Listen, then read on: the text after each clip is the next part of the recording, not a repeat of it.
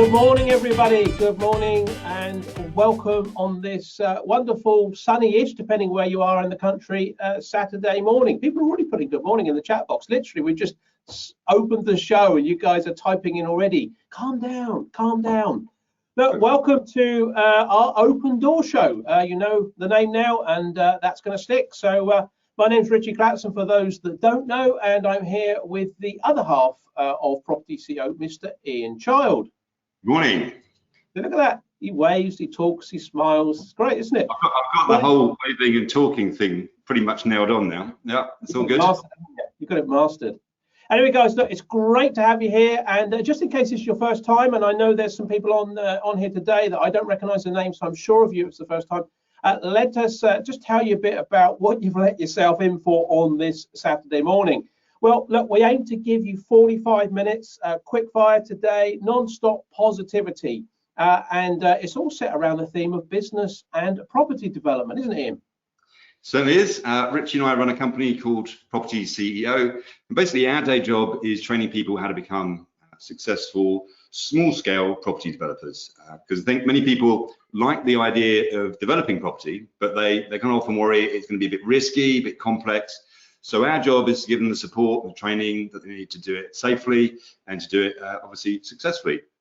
And we think there's an amazing opportunity just around the corner, really, now that we're in this situation with the recession looming, and it's going to create a lot of opportunity and a lot of wealth for developers. So we want to help people find out where those opportunities are, and of course to see if development might be a good fit.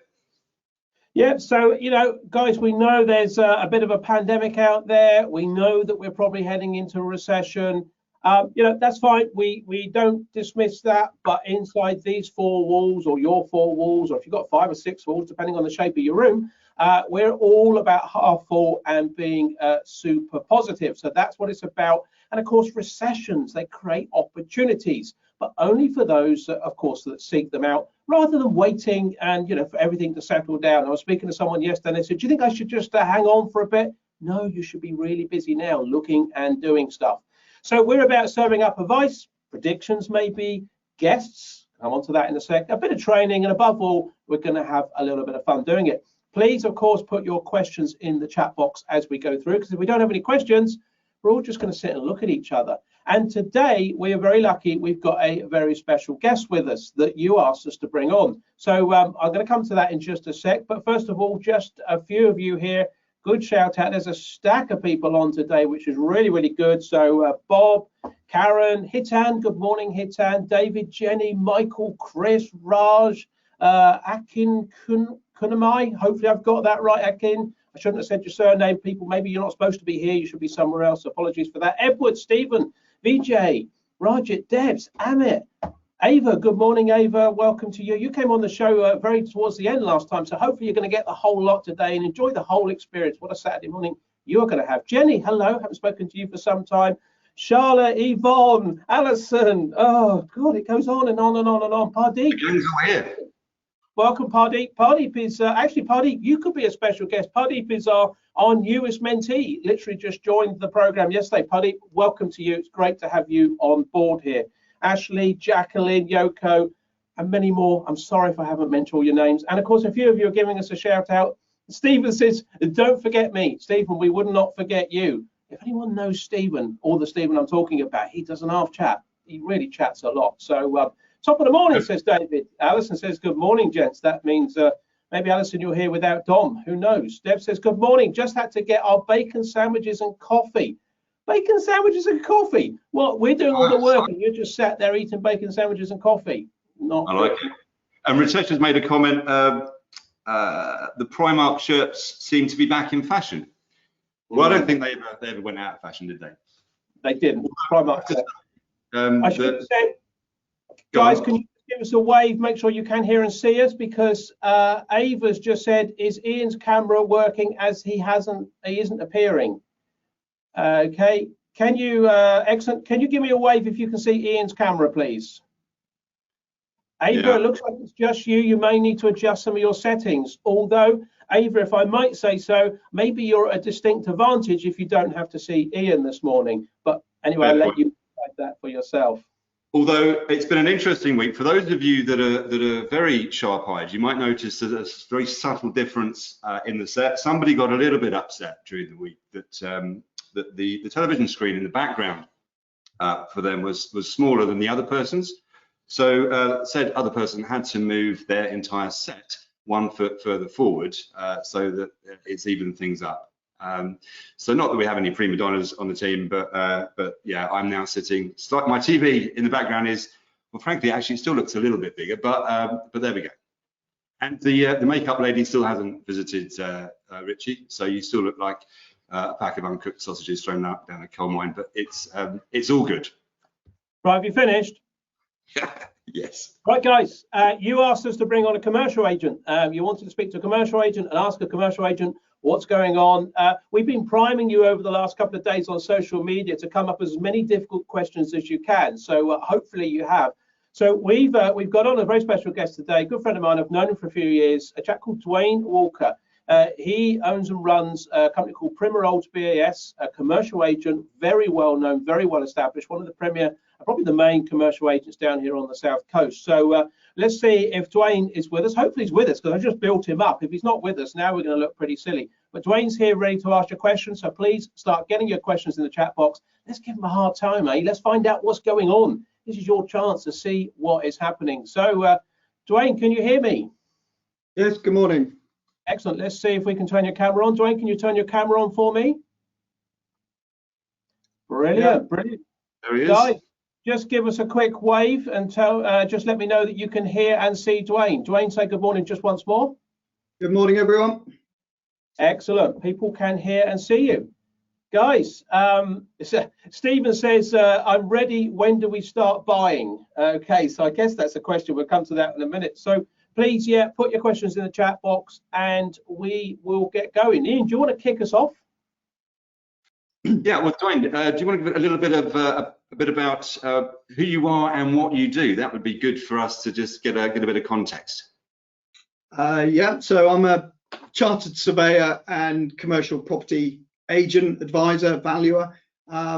My business is a sort of multidisciplinary business with offices in Bournemouth and Southampton, and we provide everything from commercial agency for all sectors, retail, office, industrial, as well as building surveying, architecture, property management, and valuation services.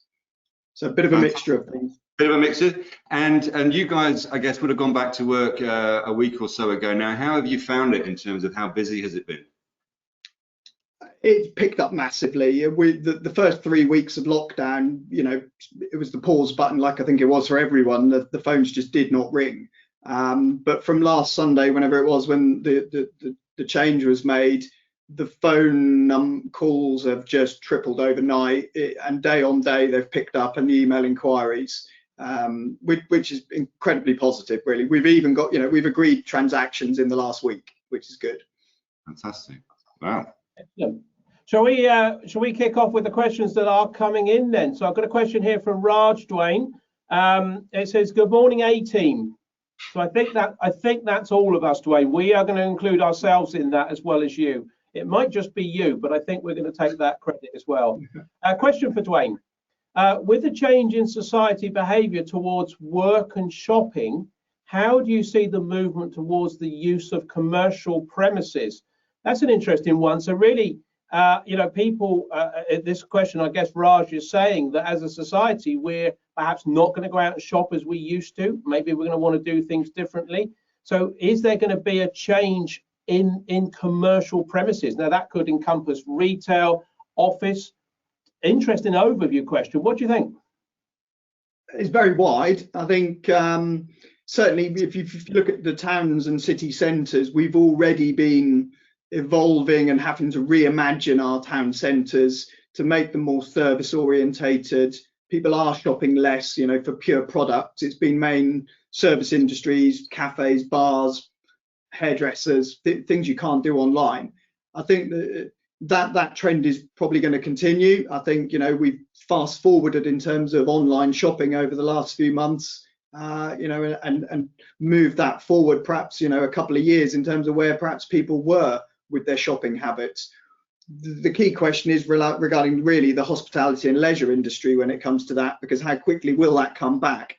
How quickly will people feel comfortable sitting in a Costa or a Starbucks or an independent, less than 2 meters from people, stood at a busy bar? How's that going to work, and how long will it take to get back to normal?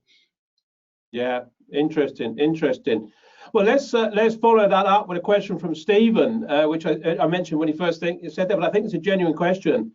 Stephen's one of our students. Stephen's background is in building and construction. He's getting into development, and he says, I'm ready. When do we start buying?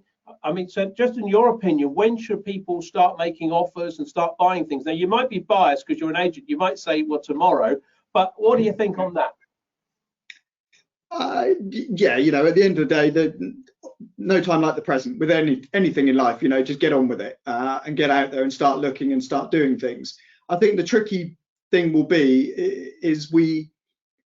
it takes time for the market to sort of correct to a degree, and I think there will be vendors that put their properties on the market pre-COVID, and what you're seeing out there at the moment will be stock that probably was on the market already. There's two schools of thought. One will be those people are now going to be sitting there going, oh crikey, yeah, values are dropping, I'll get it sold and I'll do a deal. But there'll be others who will be like, well, no, I want to wait and see, and hold back. And that's, as a seller, I think will hold back about dropping their price. And I think therefore we may see a little bit of a time lag before the market starts to get going with some of that. And as a buyer, you might not get those bargains you think you're going to get immediately. It will take a little bit of time for people to be put under pressure financially as well. It's when we don't have the banks pressuring the landlords at the moment to sell. So over time, though, whereas people need cash to come out of this, there's going to be more pressure on sellers. Yeah. So in terms of deals, I guess there's always a good time to get a deal. It's just really known that is really a good deal. But going forward with that bigger pressure could be interesting. Yeah. Interesting. There's a question here from Raj, actually, which is sort of on the back of that, really. Duane, do you think the supply of commercial property will outstrip demand, causing significant price movements? What's your thoughts? I think, again, it will depend on the sector. Certainly, if we start with, say, industrial, which was very buoyant, going very well pre-crisis, I don't see that changing fundamentally.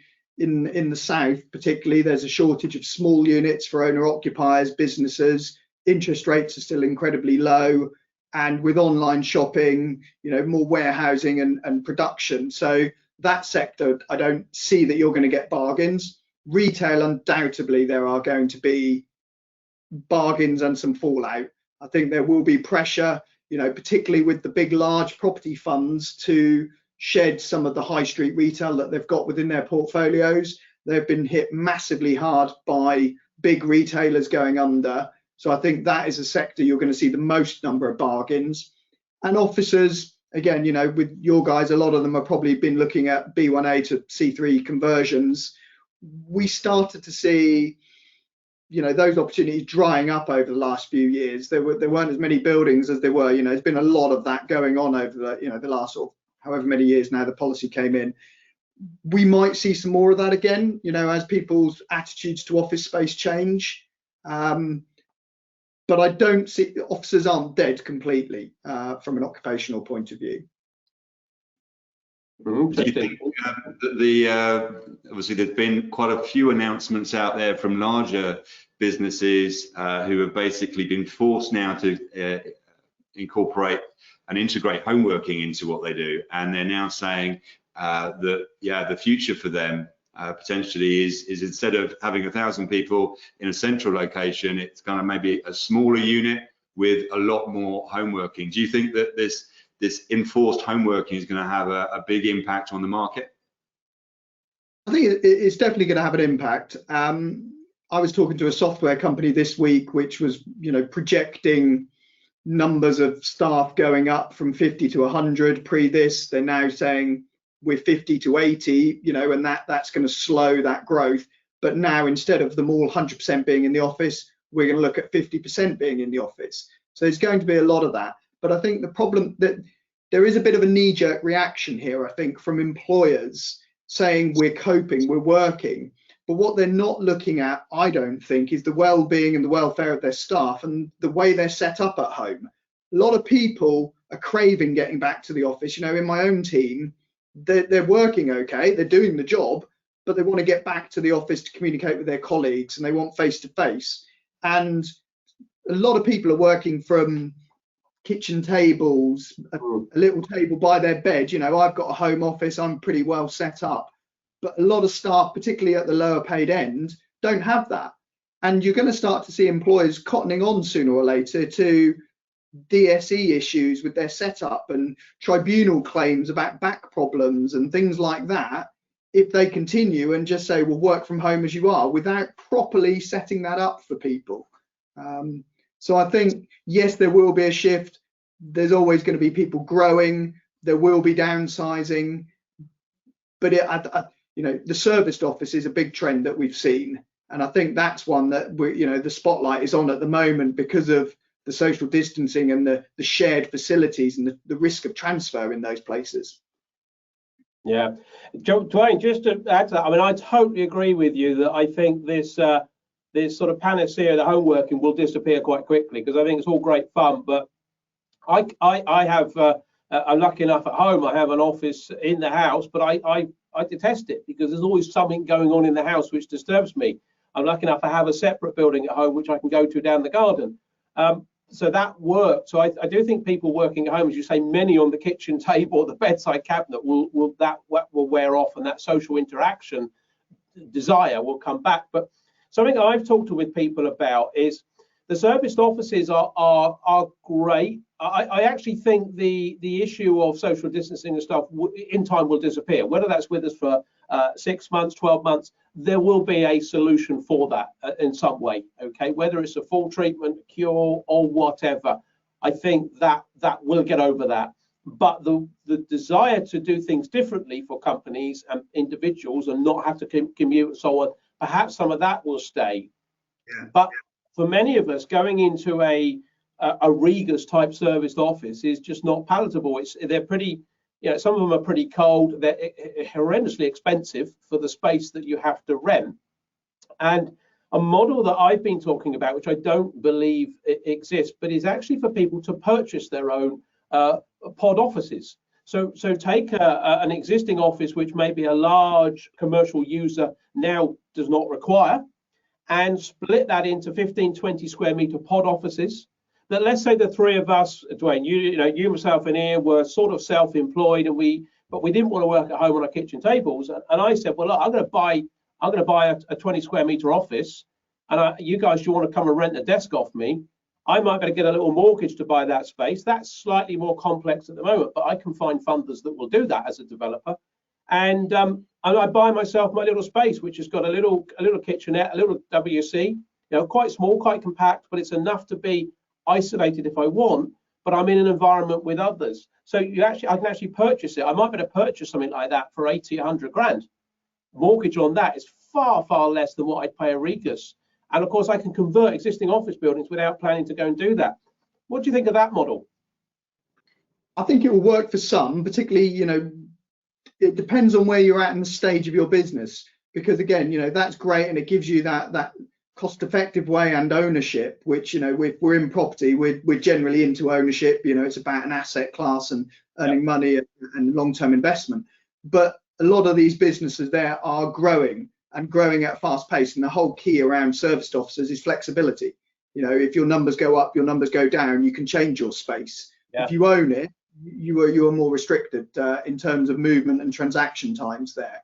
You know, we ourselves are looking at the use of Microsoft Teams far more now. You know, the sharing of documents, the tech around working from home, you know, is going to ramp up. The use of remote typing facilities, so that, you know, your people in the office aren't as bogged down doing that, and that will remove, you know, for other businesses. So I think there's going to be a lot of change, but I still think people like to work with people. Some not, you know, and I think so.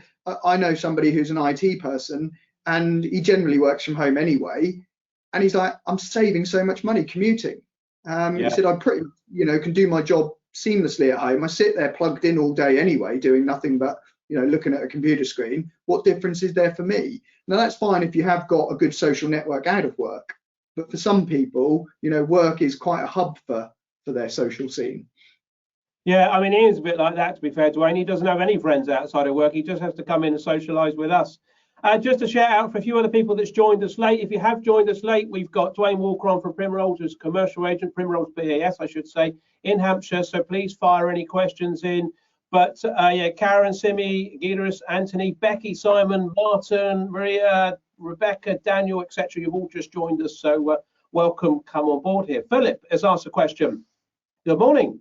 Looking to capitalise on Class M and Class G PD opportunities coming out of the issues that retail will now face. So that's for those that don't know, Class G is about putting two residential units over the top of a shop. Class M is converting up to 150 square metres of shop space. So here's the question: do you have tips with getting opportunities from commercial agents? Well, we've got one on here. Let's ask him. I hear lots never come to the market. All right, Duane, just to rephrase that question. So what Philip's saying there is, do we have any tips of how we can get deals from people like you, Duane? So let's rephrase this. How do people get deals from people like you if you've never met them before? Just picking up on that point of the sector, I think there will be a lot of deals there, and I think that is a particular growth area. And one, if you want, I'll talk about in a minute, that we're already looking at a couple of projects there for people. But in terms of, it was pre this, get to know the people, go in, face-to-face communication. It's about relationships. We as agents, and not just me, but any agent across the country, has people that are regular buyers, people that they know and have worked in it and trust. And when you're selling a property, you need to know that if you're recommending a buyer, you need to know that they can perform, they've got the funds, they've got a track record ideally, because that gives you confidence in putting them forward, and you don't look silly with your client if it all falls through.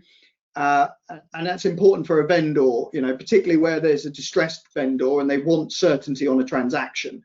So I think, it is getting to know and building the relationship, and that will be harder at the moment. If people aren't in their offices, you can't just pop in and speak to them. It's going to be more difficult. I think social media nowadays, getting to know those agents on social media, connecting to them on LinkedIn, following them on LinkedIn and other mediums. I'm not a big Twitter user, but certainly LinkedIn, there's a lot of activity out there and a lot of agent activity going on, and a lot of agents posting things about what they're selling. You need to be careful about the firm that you choose. Look at the nature of the company that you're going to in the commercial firm, depending on what type of opportunity you're after. Don't be going probably to your big Knight Franks if you're looking for secondary retail to convert uppers. Probably 80 to 90% of that stock is transacted through regional local agents, as opposed to the big corporate boys. So I think, look at who are the main players in your patch, look at who are selling that type of kit, get to know them, talk to them regularly on the phone. And it is regular touch points, because with agents as well, we're all very busy, and the way we have a process of bringing things to the market, and if you're there acting for a seller, you're putting it out to the open market, you're trying to maximize the number of inquiries to generate the best price for your client. But what will happen is the people that are on the phone to you regularly, without being OTT with it and peeing you off, phoning you every single day, there is a fine line there. But those ones that keep that regular touch point and build a relationship and can have a chat with you about general matters, are the ones that when they phone you, you that day have picked up a new instruction. It's not online yet, it's not hit the market, but you are going to get the early, because they're going to go, oh yeah, I've got this coming up, and then they'll probably send you the bones of that deal in advance of it going to the market, and you're one step ahead of everyone else. Keeping it off the market will depend on the agent, depend on the circumstances of the vendor, as to whether they will do an off-market deal, and their confidence or need for a speed of transaction. But at least, even if you're not getting it if you're getting it before it goes to the market, you're buying more time to research it, look at your numbers, get it right when you put that bid in. And Duane, in terms of where agents are at the moment, in terms of face-to-face or not face-to-face, is it fair to say that most are still doing stuff remotely? There's still a lot of social distancing involved? Massive amount, yeah. You're not going to go and meet an agent and grab a coffee with them. You're not going to pop into their office and sit down around the meeting table, talking about things at the moment. A lot of firms have got people furloughed still. So, numbers of agents are down in firms. Having said that, I think what your guy the other week made a comment about you might get to a director or a branch manager now because they're the only one in the office. I think we work slightly differently on commercial compared to residential with that, but it's getting the right tier of person as well who's going to be able to give you those deals up front. You do want a senior surveyor or agent or a principal or a director, because they're usually the ones that are bringing the work in and will have first hand of that before it gets passed on to perhaps other colleagues to process out to the market. By the way, Duane, the question that we just answered on tips of how we get to you from Philip. Philip says, brilliant, thanks. I suspect Philip would be connecting up with you on LinkedIn as we speak. So, and as he said, that's what you've got to do. Just a bit of fun question here. Duane Ritesh says, Duane, you've got a bookshelf behind your right shoulder with lots of books. Do you have Ian Child's latest Time Machine book on that shelf? No. There's your answer, Ritesh. And there's the book. And what we're going to do, Duane, we're going to send you a copy. So next time that you ask, you will have one. There we go. As if the show could go by without Richie promoting a book. Yeah, you've got to do it. Okay, another question here. So we've got a lot of question here. Let me just find this one. Okay, this is from Anthony. If the landlord does not give you a schedule of conditions of the shop when the lease is created, can he chase you for dilapidations after 20 years of trading at the shop? And I did not sign the director's undertaking. This looks like a real problem. So basically, if the landlord didn't give you schedule conditions when you created the lease, can he chase you 20 years later when you're leaving? Most likely, yes, but it will come down to the particular wording of your repairing obligations. So repairing obligations can be very specific. There can be put and keep in good order, keep in good order, maintain to a wind and water tight condition. So it will vary depending on the specific wording of that clause. They would normally serve a terminal schedule of dilapidations, which sets out your breaches of covenant. After 20 years, one of the things you do need to be conscious of is a landlord's claim for delapse is usually a costed schedule of all those works. But there is a thing called Section 18 limitations under landlord and tenant law, which basically caps a landlord's claim to the diminution of their loss, of their reversion. So if they suffer no loss by you not doing these works, they have no claim against you. So you do need to get advice from a surveyor on that. And if they're planning after 20 years to redevelop or substantially improve the property, there's what we call supersession. And effectively, they can't go after you for fixing, let's just say, some lighting if they're planning to then strip it all out and put upgraded, more modern lighting in. And yours being in repair doesn't necessarily mean you have to improve and put it up to the most latest standard. Excellent. Anthony, hopefully that's answered that. Michael put a question. He said, Anthony, go and get yourself some professional advice, you cheapskate. Well, he doesn't even get professional advice. He can come on here and ask Duane. That's what I would do. Follow up with some professional advice. That was totally free, wasn't it, Duane? You're not going to send an invoice for that? No, not yet, no. Not yet. Okay, we got another question in here. So I'm just going to scroll back up to it. Let me find it because I went down for that funny little thing there. Do you think many commercial landlords will now have been spooked and will exit the market entirely due to rents not being paid during COVID? Any feedback on that?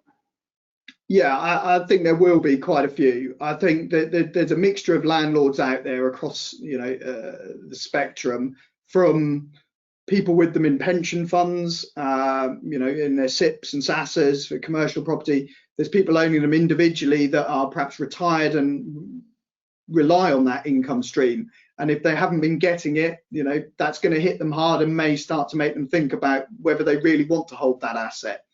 I've also had a few conversations with one or two commercial landlords that are now saying they want more residential property, because actually the residential market, okay, is going to get hit hard. And I think there will be, some fallout within the residential. But fundamentally, if there's a drop in values and people are going to suffer, then there may well be an increase in rental demand. So rents may well go up. So I think there will be a shift between certain asset classes. There will be some residential landlords, or retail landlords are thinking, no, actually, I now want some diversification and I want some industrial, some sheds in my portfolio. So yeah, whether they come out completely, I've seen some landlords coming into the market. Convenience stores are a real big positive if you want security and safe income. They're pretty bulletproof at the moment. And we've seen, and I think we might see prices rise on some of those bits of kit over the next few months. Interesting. Our audience here are an interesting bunch. They always like to have a little poke of fun at each other. So Michael's follow-up, he says, will Duane's PI cover that advice that you gave to Anthony? No, it didn't, because it's not a formal advice. He caveated it, didn't Duane? And then yeah. Anthony says, thanks. He handed that building back in better condition. He said, thanks for the free advice, Duane. I have just connected with you on LinkedIn. Go for it. Go for it. Come off. Duane, can I just ask a quick question on valuations? How has that part of your business changed in light of COVID? It's gone down. We're not doing as many at the moment. That's for sure.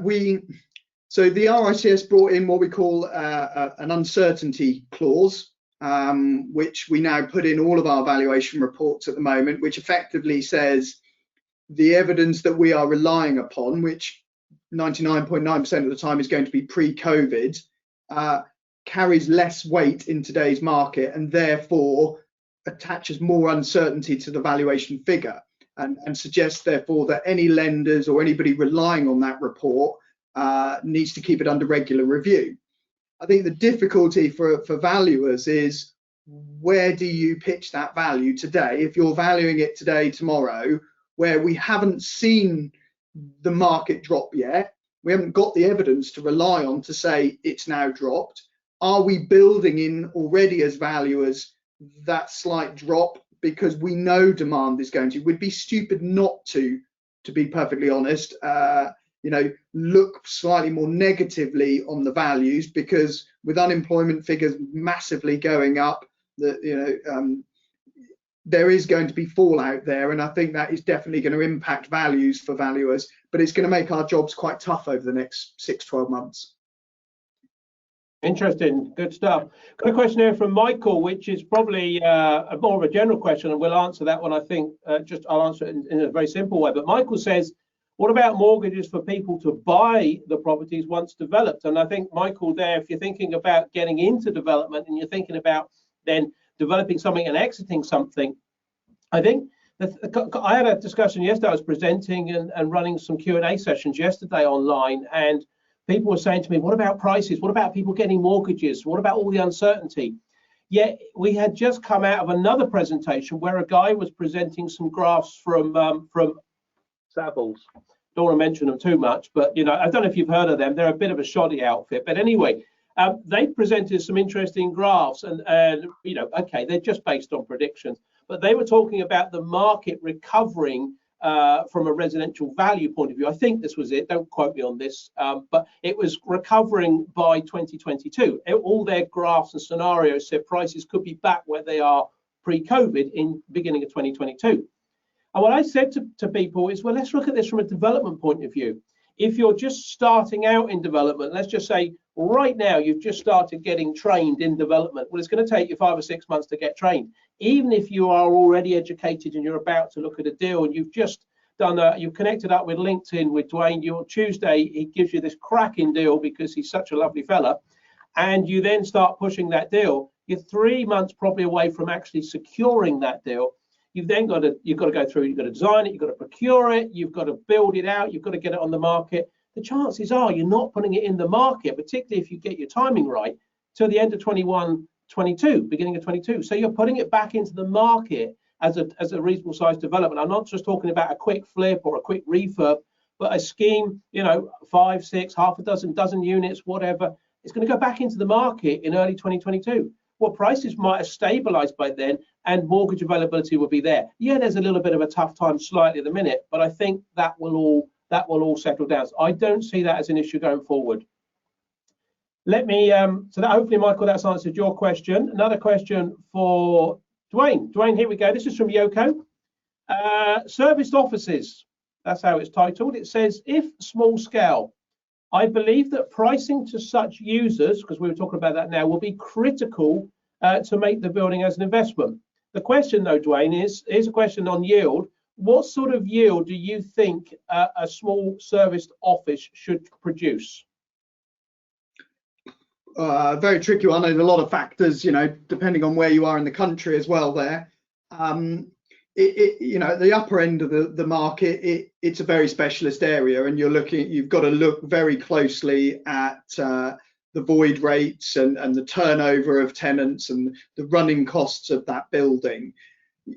Personally, knowing the lack of security of the income streams there and the potential high turnover, which could add to you sort of refurbing more regularly and more legal and agents fees depending on how you structure your business around it, I would probably, bearing in mind interest rates are still very low, I would probably wanting to see 8 to 12%, depending on the quality of the building and the nature of what you've got, really.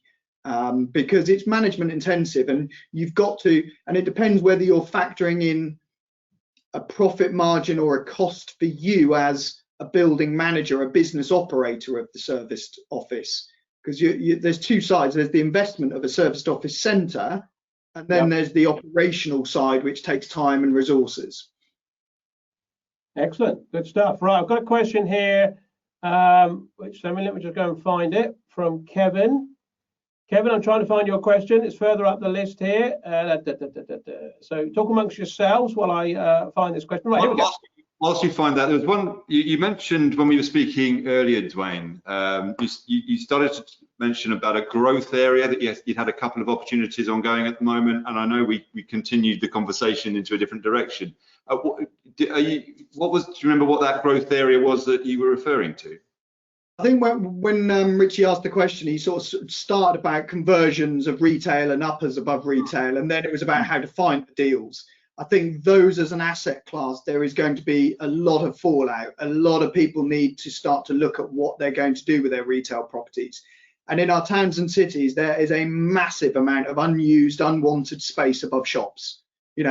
All the big corporate retailers, if you go into the major city centres, there are thousands of square feet of unused space above them.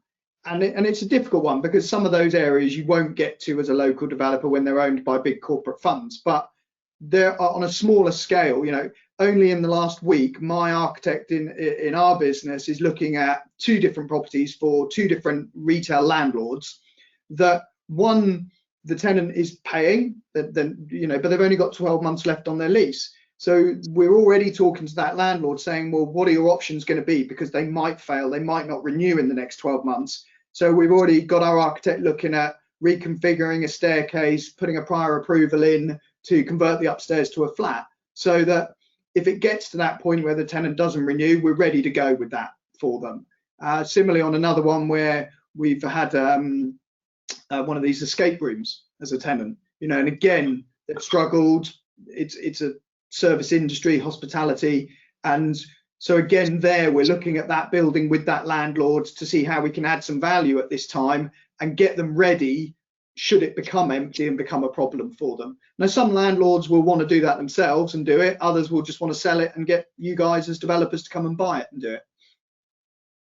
Interesting. Kevin's question, interesting enough, coincidentally, was exactly around that. And it's actually, I'm not sure it's a question, but he talks about, he says, studio or workshop and live above where you work. And I think that's a bit of a statement, but I think that's exactly what you're talking about there, a new way of people doing that sort of thing. Any comments on that? Well, live work is a concept that came out years ago, and quite frankly, in my view, never worked. There's been schemes where the planners wanted this live work scenario, insisted on commercial ground floor, residential above, and the difference being live work is really where you're supposed to work and live at the same location, and it's all occupied by one sort of party. You know, there was a scheme in Eastleigh in Hampshire years ago, Pirelli Way, the old Pirelli site, and they created live work units, but they had flats above that had their own independent access, but the planning permission called them live work. And instantly they were all let separately. So you had separate residential to separate commercial. Well, that's not live work. That's just a mixed use development. And I don't think live work really has ever happened properly or taken off. And I personally don't see it. You know, the age of the shopkeeper living above his business just doesn't really happen anymore. Interesting. Duane, I think we're running a bit out of time. We'd like to try and wrap up about 1:45. I appreciate you coming on. We're going to put your contact details, the appropriate contact details. We're not going to give your name and address out, but for people to link up with you in the show notes on YouTube. But just verbally now, for those that's listening, grab a pen and paper if you want. What's the best way for people to connect up with you and your company? So our website, which is Primmer Olds BAS.co.uk. It's a funny spelling, so probably refer to Richie's communication. My email, which is dwalker@primmeroldsbas.co.uk, and our office in Southampton is Southampton 222292. So any method really, or find me on LinkedIn. Just put my name in on LinkedIn and you should be able to find me. Great stuff. That's great. Well, I'm sure people are going to contact you.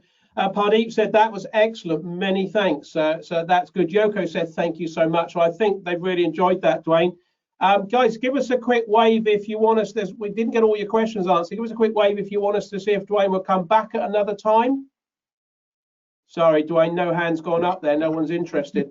Yeah, loads of people saying yes, please, yes, please, yes, yes, yes. So lots of hands gone up. Duane, that is terrific. I really appreciate your time on a Saturday morning. Thanks for coming in. Maybe go and spend the rest of the day with your family. Take our apologies back to the family that we pinched you for an hour. And thanks for coming on. And we'll speak to you soon, Duane. Thanks very much, man. Cheers. Good luck. Cheers. Guys, how good was that? How good was that? Yeah, very informative. Please come back, says Yvonne. He's gone, Yvonne. I've turned him off. He's gone. He's gone. Just a couple of other quick questions whilst we're on here, which just made me smile. So I'll pick this up. This was following up from your book, Ian. Deb says we do just no time to read it. They need to read the book to get the time. God, it's a circle there, Debs. Yeah. It's a fantastic book, Ian, says Yoko. Malcolm Tanner says, I've read it, exclamation mark, exclamation mark. I'm not sure whether that means it's good. And Ava says, Ian, what is the main advantage you gain from reading your new book? Come on, Ian, quick 2 seconds. What's the main advantage? Ava's asking. Well, my aim is to see if I can get you back 42 hours a week, which is a bit of an ambitious target. But if we start off with that aim in mind, even if we manage to get you back, I don't know, 6 to 8 hours a week, what could you do with 6 to 8 hours a week? Quite a lot of different things. And I think for a lot of people at the moment, got a lot of time on their hands. But actually, as we come out the back of this period, we're going to go back to a new normal. But yeah, time is going to be precious again, and we're going to get sucked into stuff. So if you want a few tips as to how you might be able to save a bit of time, outsource a load of stuff, and get some of your life back, then that's the aim of the book. Ritesh says, I've just got into the outsourcing chapters. Pure gold, he says. Karen says, can we have anyone based in the north as a guest on the show? Yes, Karen, we can have someone based in the north as a guest on the show. Is that just someone generally? Or perhaps just whilst we're wrapping up the show, please put in the chat box now what future guests you want us to bring on. What is it you want? a structural engineer, an architect, a project manager, a cost consultant, another agent. What is it you want on this show? It's your show, guys. We do this for you. If you weren't here, we wouldn't bother, because it'd be quite boring just looking at it knowing no one's out there. So please just put in the chat box as we finish off what you would like us to do on this show, what you would like us to bring. A couple of other questions to answer. Vinay says, and hello Vinay, if I didn't say hello to you earlier, he says, are the open door sessions available to view later? Unfortunately, I missed the first 30 minutes. Ian, do you want to just tell them where they are? They're on our YouTube channel. So if you just search for Property CEO on YouTube, you'll find them all there. We also put them on the webinars page on our website, which is propertyceo.co.uk, where you can register for each one. So click the red button on there, and you can register for the next session. And below that is a recording of all of the previous shows, both the open door ones and the support sessions that preceded them. Excellent, excellent. Guys, also, if you've got any friends out there, we don't have any, obviously, so, we're trying to get some. But if you've got any friends out there that you think would enjoy this show, please invite them to join us. We'd love to grow this community. This is your community. You're part of the Property CEO family being on here, so we want to grow this for you. So if you know anyone else, please put them on there. Please also feel free to share us on social media.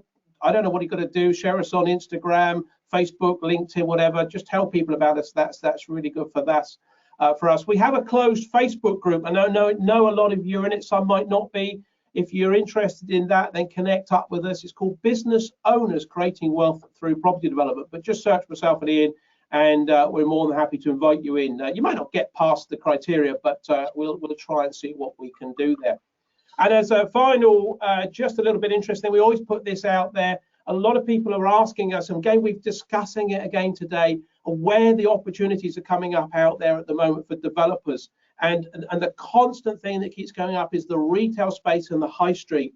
There is a webinar that we've been asked to put together. Some of you I know this. Some people are new today. I'm aware of that. If you go onto our website, on the home screen, there is a webinar called Why Now? Click on that red tab, watch that webinar. It's about an hour long, so we couldn't do it all on this show. It talks about where, in our opinion, the opportunities are coming up for developers in the market. And it talks about why now is a good time to be thinking about it. And it also tells you, if you don't know, if you're not into development, it tells you how you get into development. So worth having a watch of that. And then finally, next week's show, we're bringing a funder on. So we're bringing on Mike Bristow, who's the CEO of Crowd Property. They are funding, they're open for business. They are funding a lot of schemes at the moment. They're very interested in working with new developers as well. So Mike Bristow's on next week. So if you've got any questions on funding, how you can get funding, see if he'll lend you a couple of quid, please do come on next week's show. And we should say that is Mike's on next Saturday's show. So same time next week. We do have an interim show on Tuesday at 7 p.m. in the evening.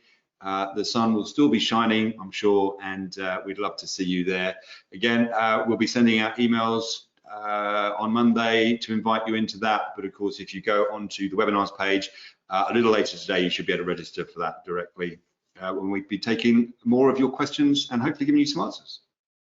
Let us know in the chat box if you've enjoyed today's show as we finally wrap up, and indeed you are. Edward says, cheers, guys. Joe says, thank you, Ian, Richie, and Duane. Really good stuff, as always. Gavin says, thanks, guys. Great to hear Duane's insight on the current climate. Thanks for arranging that. Have a good bank holiday weekend. Jacqueline says, thank you. Simon says, thank you. Jess says, thanks. Going to read Ian's new book this weekend.